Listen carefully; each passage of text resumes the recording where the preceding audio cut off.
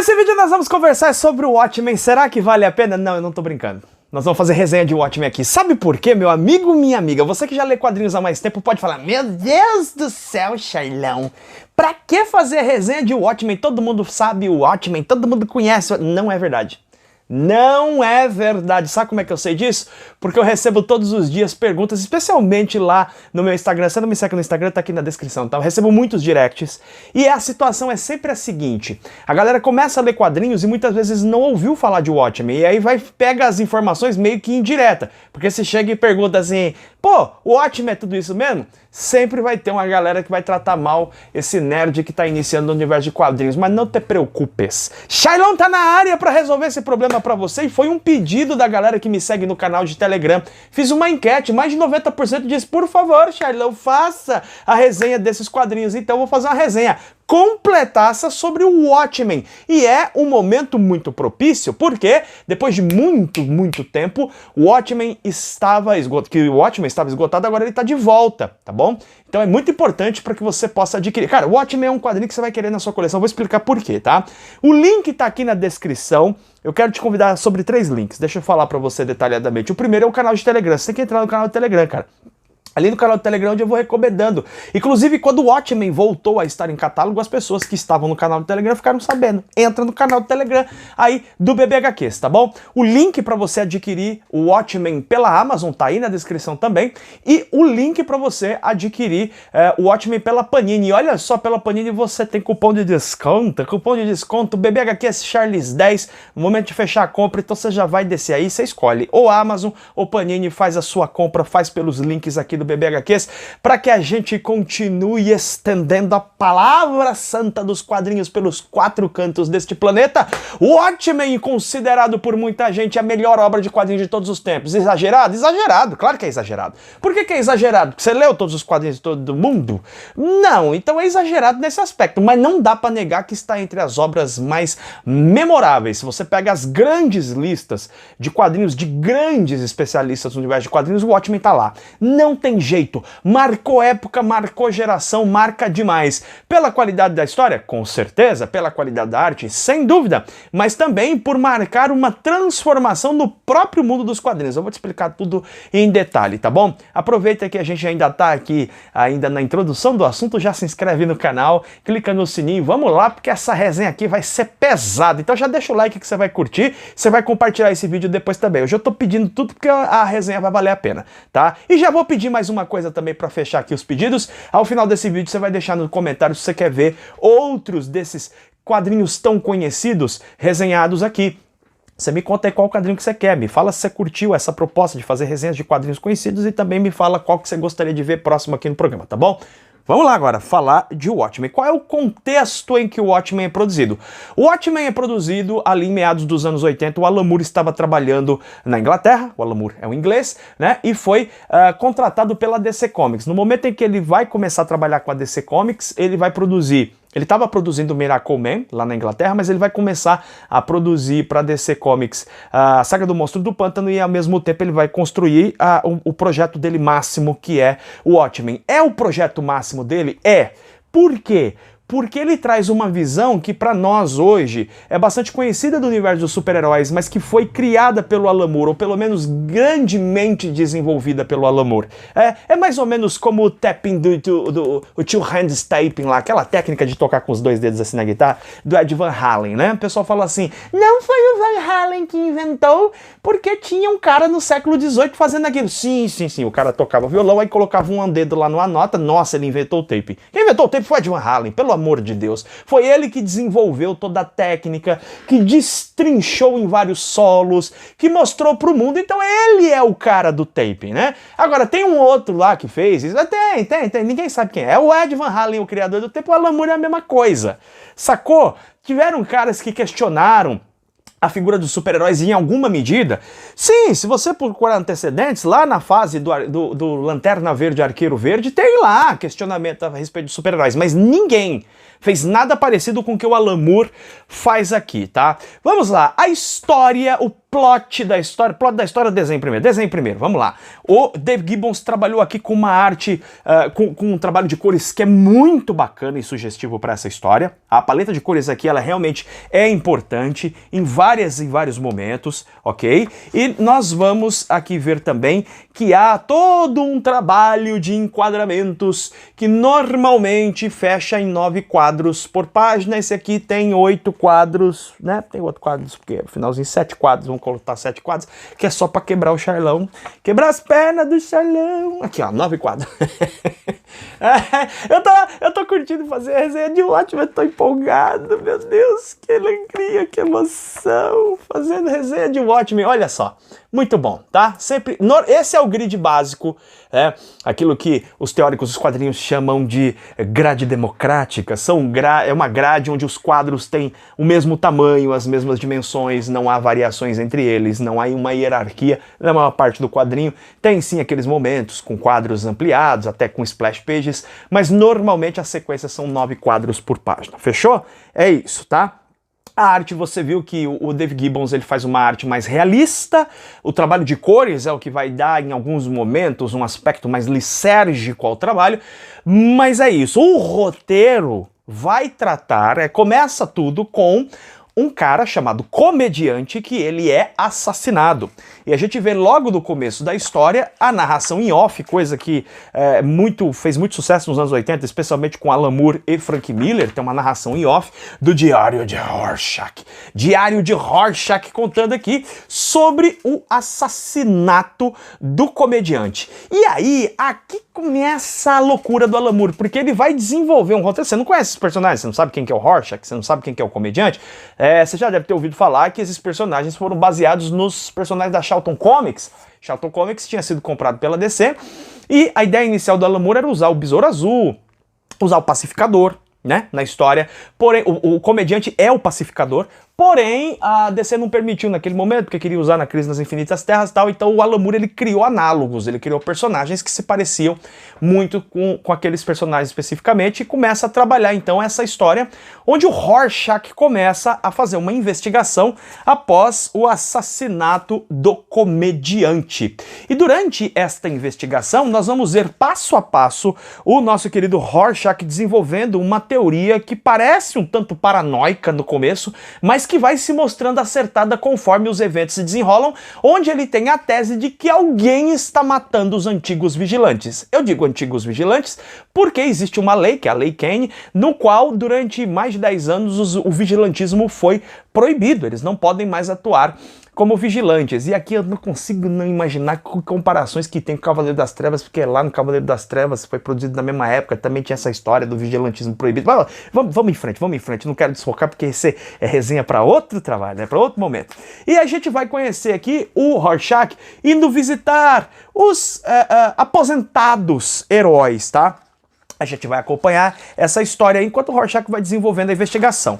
Ao final de cada capítulo, o Alan Moore nos brinda com textos que aparentemente não tem nada a ver com a história e a maior parte da galera faz o quê? Pula esses textos. Não sejam preguiçosos, nerds. Leiam esses textos porque eles são fundamentais na construção da ambientação psicológica dos personagens. Falei bonito agora, meu pai do céu. Realmente estou empolgado hoje, né? Você vai ver aqui o texto do Holly Mason, um trecho do Holly Mason. Quem é o Holly Mason? O primeiro coruja. Porque o Alan Moore vai trabalhar aqui com conceitos de que existiam os Minutemen, que era um grupo de super-heróis que atuava na década de 40, ou seja, na era de ouro dos quadrinhos americanos. Deixa eu explicar isso. Entre os anos, final dos anos 30, os anos 40, 50, metade dos anos 50, nós temos aquilo que é chamado de quadrinhos de super-heróis, no mundo do quadrinho de super-heróis, de era de ouro. Foi um período de grande criatividade, criação de personagens, muitos personagens surgiram nesse período. Quem dá start na era de ouro dos quadrinhos de super-heróis é o surgimento do Superman, né? Já tinha quadrinho antes, mas o Superman ele dá start para esse tipo de quadrinho específico, que é o quadrinho de super-heróis, e isso vai durar até o final da Segunda Guerra. Tem um período ali que a coisa vai descambando até metade dos anos 50, a coisa realmente vai declinando. Depois vai ter um grande período de ressurgimento com o surgimento do Flash, o Flash Barry Allen, a Liga da Justiça e principalmente com o advento da Marvel, como conhecemos hoje. Ali a gente tem o período da Era de Prata e O Alan Moore, ele brinca com essas épocas. Você vê, por exemplo, o Coruja, que é um personagem importante nessa história, ele vai conversar com o Coruja mais velho, com o Hollis Mason e tal, você vai conhecendo eles. E o Alan Moore faz questão de ambientar a diferença entre essas épocas, mostrando uma era de ouro onde o combate ao crime era uma coisa até divertida, tinha uma coisa meio brincalhona na coisa, e a era de prata, conforme vai avançando e para os períodos modernos, nos anos 80, a história é ambientada nos anos 80, a coisa está bastante sombria. Aliás, é bom que se diga que na historiografia dos quadrinhos, no estudo da história dos quadrinhos, o Watchmen é tido como um dos quadrinhos que abre aquilo que é chamado de a Era das Trevas dos quadrinhos, né? Por quê?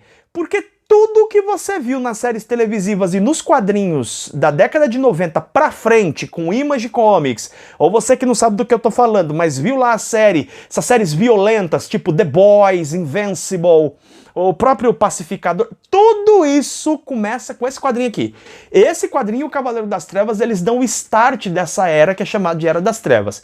Voltando ao quadrinho, então você veja que não é um quadrinho muito simples, porque ele faz autorreferências ao próprio universo de quadrinhos, né? A gente vai acompanhar aqui a Lauren conversando com a sua mãe, que também foi uma justiceira lá nos anos 40, e agora ela é uma justiceira aposentada. Cada capítulo nós vamos conhecendo um dos personagens que vão protagonizando cada um desses capítulos.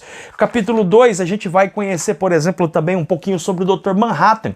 Neste universo de Watchmen, o Dr. Manhattan é o único ser verdadeiramente com superpoderes. Ele participou de uma experiência, aconteceu um acidente com ele e tal, o quadrinho explica detalhadamente isso, e aí ele vira o Dr. Manhattan, um ser muito poderoso.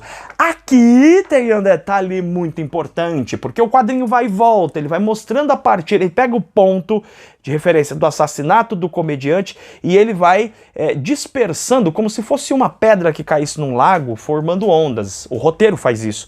Você vai acompanhar a história, por exemplo, do Ozymandias, que é uma figura muito importante, é o homem mais inteligente do mundo, a própria figura do Edward Blake, o comediante que foi assassinado. Você vai ter um capítulo que é mais dedicado à figura do Rorschach, você vai ter um capítulo mais dedicado à figura do Coruja, você vai conhecendo eles à medida que a trama vai avançando, você vai conhecendo um pouco o passado deles, o que aconteceu, então o quadrinho toda hora tem flashbacks, tem rememorações de momentos em que a coisa começou a descambar, sobretudo a partir da Guerra do Vietnã. Só que veja, olha que interessante, neste universo de Watchmen, a presença do Dr. Manhattan nos Estados Unidos alterou a história como a gente conhece.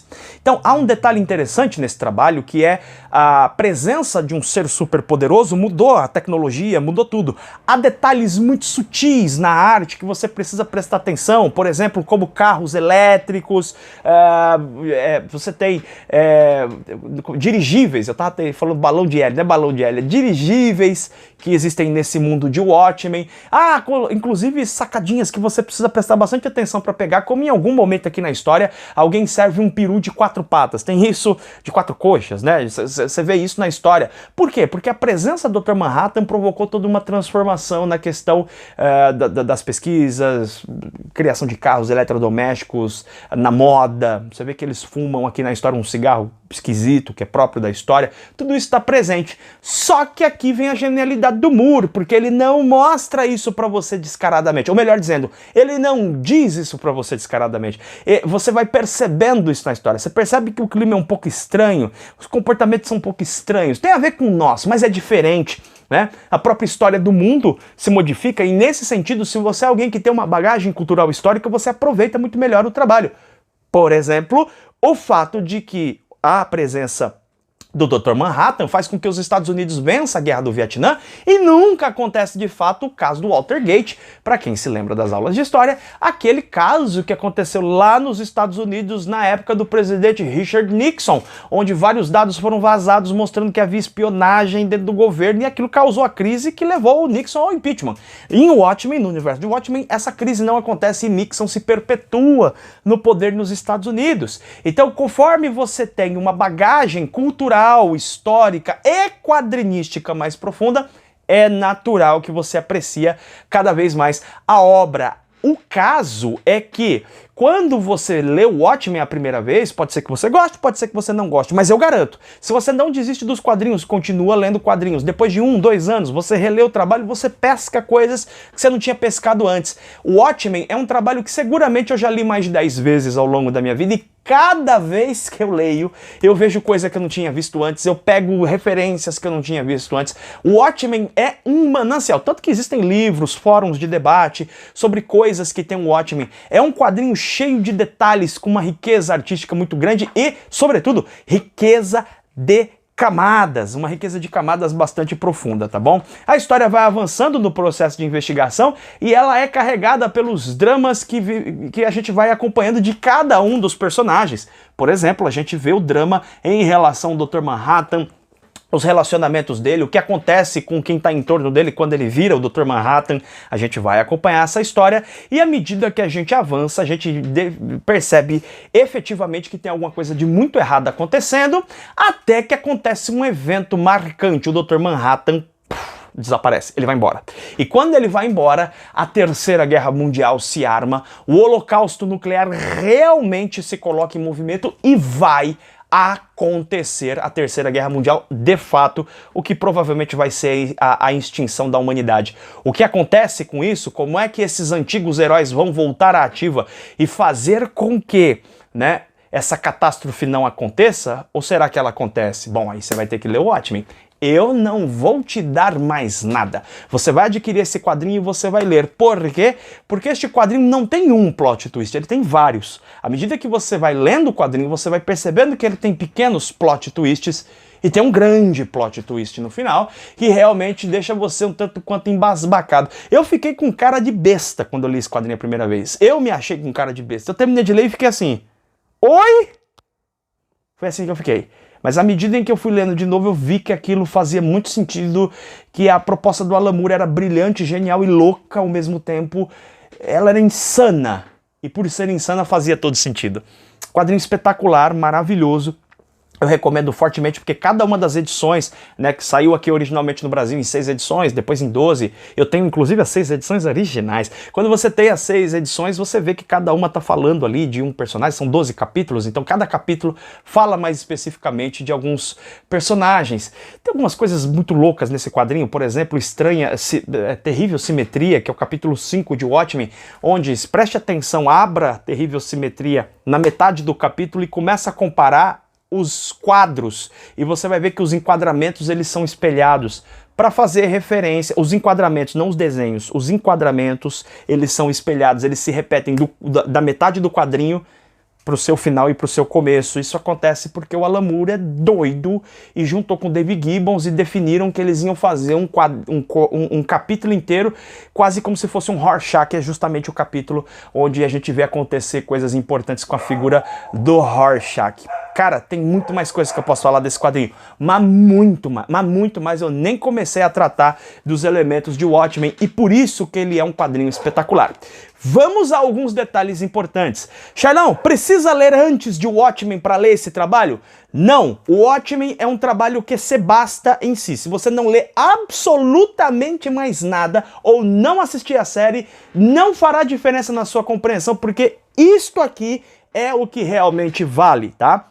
Charlão, antes de Watchmen, vale a pena ler, mesmo eu sabendo que não precisa? Eu quero ler antes de Watchmen, vale a pena? São histórias ok, não são ruins, mas também não são histórias que acrescentam significativamente a história. Se você passar por elas, não fará grande diferença. Eu li os materiais, tanto que normalmente eu gosto de trocar minhas versões capa dura, versão capa cartonada por capa dura. Não me animei a fazer isso com antes de Watchmen, porque não é grande coisa realmente. Grandes escritores estão escrevendo ali, mas eles não conseguem dar a profundidade da história, sabe?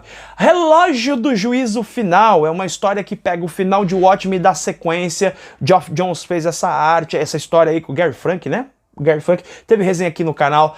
Vale a pena? Eu acho que vale, eu gostei do quadrinho, eu gosto da proposta, mas entenda, é um quadrinho separado de Watchmen. É uma coisa que o Geoff Johns pega os elementos de Watchmen e faz uma espécie de homenagem até ao Alan Moore, dando uma certa resposta a ele, uma vez que os personagens de Watchmen e o próprio quadrinho de Watchmen construíram toda uma temática de heróis decadentes, tristes, heróis. A gente vê isso nos quadrinhos nos anos 90, problemas acontecendo, a queda do morcego, Hal Jordan enlouquecendo, Wolverine perdendo Adamantium, e tantas outras histórias, né, que vão mostrar esse lado mais sombrio dos heróis, eles perdendo, eles fracassando. Isso está muito ligado ao Watchmen, né? Então o Geoff Johns dá uma resposta ali contando, fazendo uma história mais animada, mais alegre, ou esperançosa é a palavra. Esperançosa é a palavra, nem alegre, nem animada, mas esperançosa.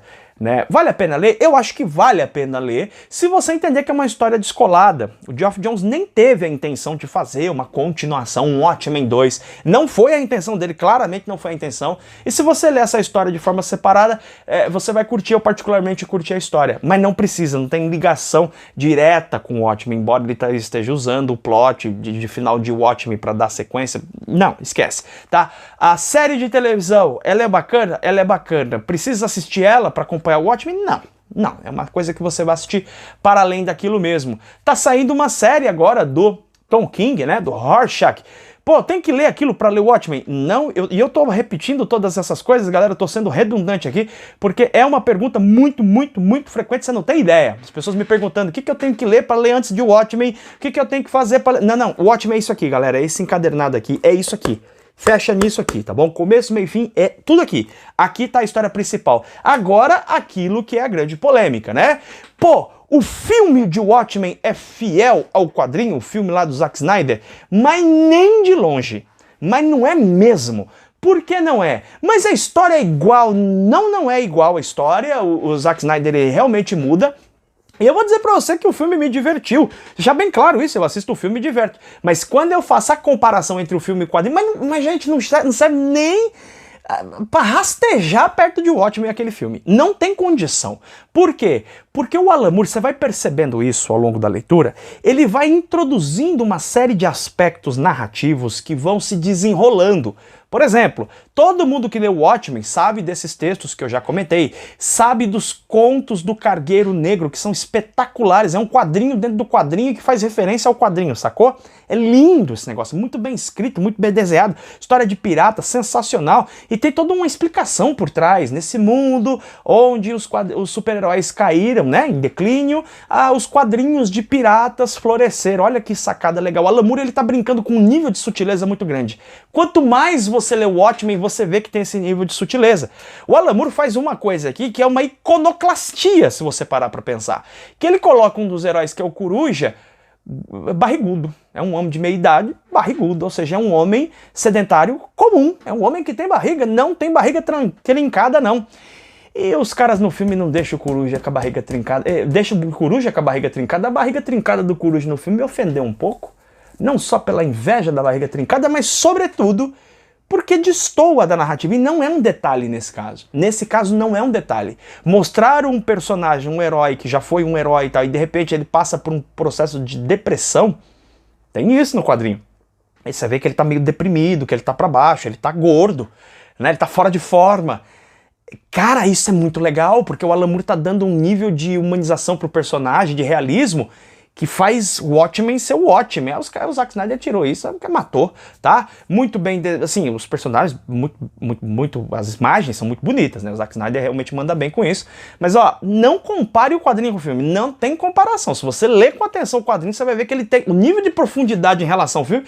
Nossa, mas não tem nem comparação, sabe? Isso aqui é um oceano, aquilo ali é uma gota d'água. É um filme pra você comer uma pipoca esses dias, é legal, mas pra comparar com esse aqui, não tem comparação, tá? O Watchmen é, sem dúvida, um dos melhores quadrinhos de todos os tempos, não só pela história, mas pelas histórias que se entrelaçam, formando uma grande e complexa narrativa, cheia de referências, easter eggs e autorreferenciações também, que fazem com que esse trabalho seja assustadoramente brilhante. O Alan Moore, depois ele fez outros grandes trabalhos, já falei aqui de grandes obras que eu amo dele, por exemplo, do Inferno, a saga do Monstro do Pântano, mas até hoje eu não li nada do Alan Moore que chegasse a um nível de profundidade, de realmente assim, ó, de referências e da capacidade de construir camadas e mais camadas de interpretação, né?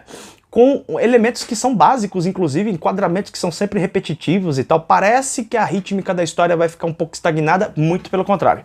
É um quadrinho brilhante, eu já li mais de 10 vezes e pretendo ler mais umas 100 ainda, porque cada vez que eu leio o Watchmen é sensacional. Não é à toa que as pessoas adoram esse quadrinho, porque ele é realmente absurdamente fora do sério, tá muito acima de quadrinhos. Eu não considero o Watchmen exatamente um quadrinho de super-herói, porque ele tem um negócio de anti-heroísmo, mas enfim, ele tá muito acima da esmagadora maioria dos quadrinhos que são produzidos dentro desse universo super-heróico. Ele tá muito acima, tá muito acima.